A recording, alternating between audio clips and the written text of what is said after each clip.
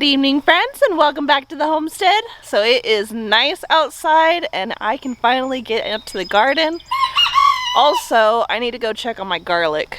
I noticed that my onions were starting to rot, so I had to quickly pull them out of the ground. Let me take you to the garage and show you how they look. All right, friends, so I ended up bringing all my onions into the garage here, so that way they can start drying out. Let me show you how they looked.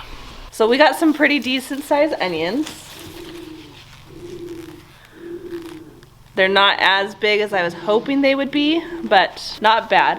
But right here, it was soft. Like, it was soft and some of them are really mushy. So that's why I went ahead and started pulling them. Yeah, see, when I rub it together, it's mushy. This isn't good. So it was time to definitely pull these out. I'm gonna go ahead and cut the tops off of them, I'm pretty sure. I'm gonna do a little bit of research first before I do it, because I don't want it to continue down. Look at my purple onions, they did not do so well. They stayed small. But this was my first year doing onions, so next year will be better. I'm just gonna keep going and going until I master it.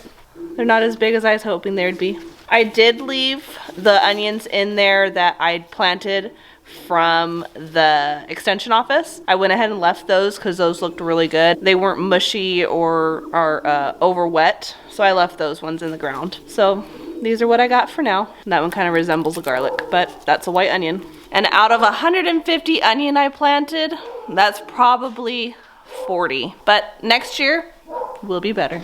I'm gonna keep trying. All right, friends, so we're down at the garlics, and let me show you how I know they are ready to be pulled out.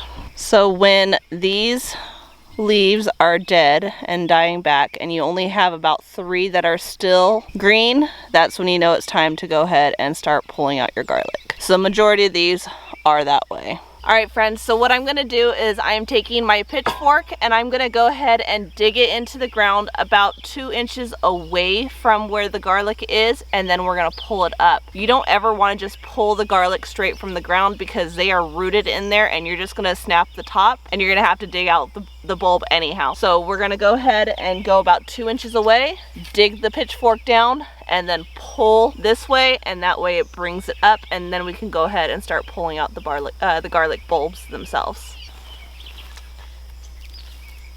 And there we have our garlic. So you're gonna go ahead and take off any dirt off the roots. You see how this is almost all dead. All that's left is this little top one, but all this is dead, and that's what you're looking for. I'm gonna go ahead and stick this in my wheelbarrow and keep going.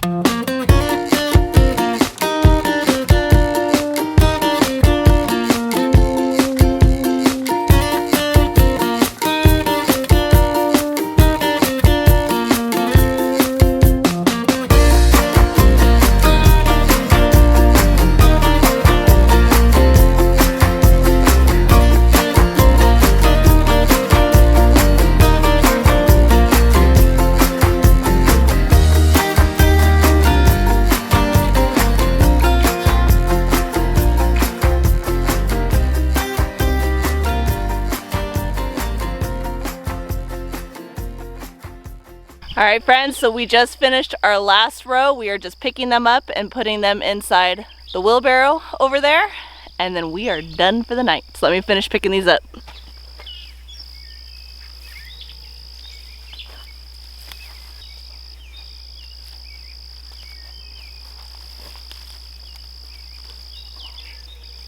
think we're done. Yay! High five. Oh, darn Jade.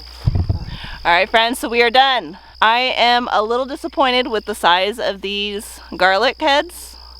I have grown much larger garlic heads, so I'm not exactly sure what happened. Maybe the ground was just too hard over here. They weren't able to bulb like we wanted them to.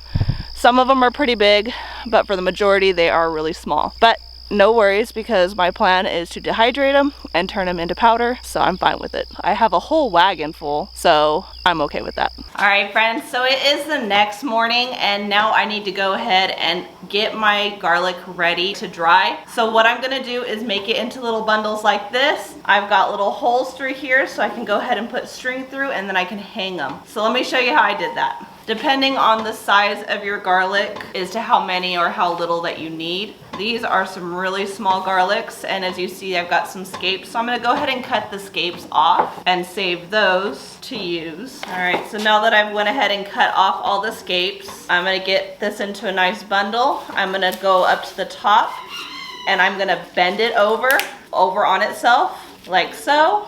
And then I'm gonna take some string and I'm gonna go ahead and tie it into a knot to keep it all together. And now it's ready to be hung. I kept the hole so I can put the string through it and then I can hang these up. I'm gonna go ahead and continue doing it with all 800 of my garlics. These garlics are so small. This is not the harvest that I wanted, but they will all be used. Just make sure you get all the dirt off of the roots. So friends, in my previous garlic growing, I had really nice garlic, and normally you go through and you take off your scapes once you see them. I was going to do that, but what I noticed is a lot of the stems were starting to rot at the bottom by the bulbs. So I think it was because of that big rain that we got, and it really soaked them and it started to cause them to rot. So that's why I had to pull them, because normally what would happen is you take off the scapes and it puts all the energy back into your bulbs and it helps them to grow bigger. I wasn't able to do that this time. So I need to come up with a better solution for next year, because we do get a lot of rain here. And that is going to be the problem I run into. When you're ready to pull your garlic, you have to let them dry out in the ground for a certain amount of time. But living here, it's always wet. And I think that's what happened, is we had that spell of no rain and just high heat. And then all of a sudden we got a downpour of rain. It was just too much for these garlic heads and they started to rot. So next year I'll figure something out. All right, friends, so this is my last bundle and I got all my garlic done. All done.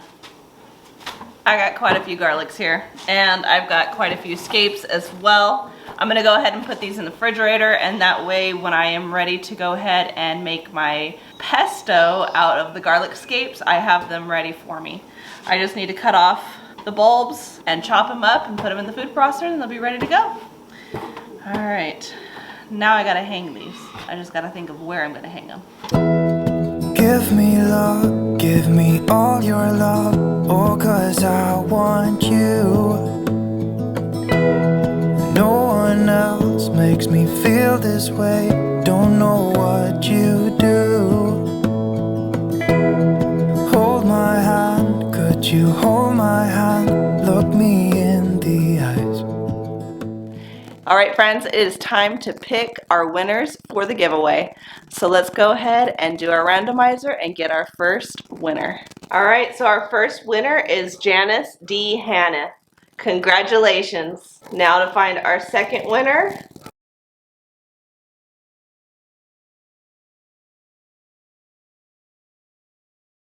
All right, our second winner is Brenda Womble. Congratulations, Brenda. Our third winner is Tammy Hunter. Congratulations, Tammy. Our fourth winner is Lisa Brown. Congratulations, Lisa.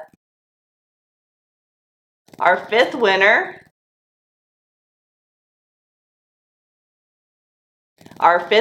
is Karen Cowley. Congratulations.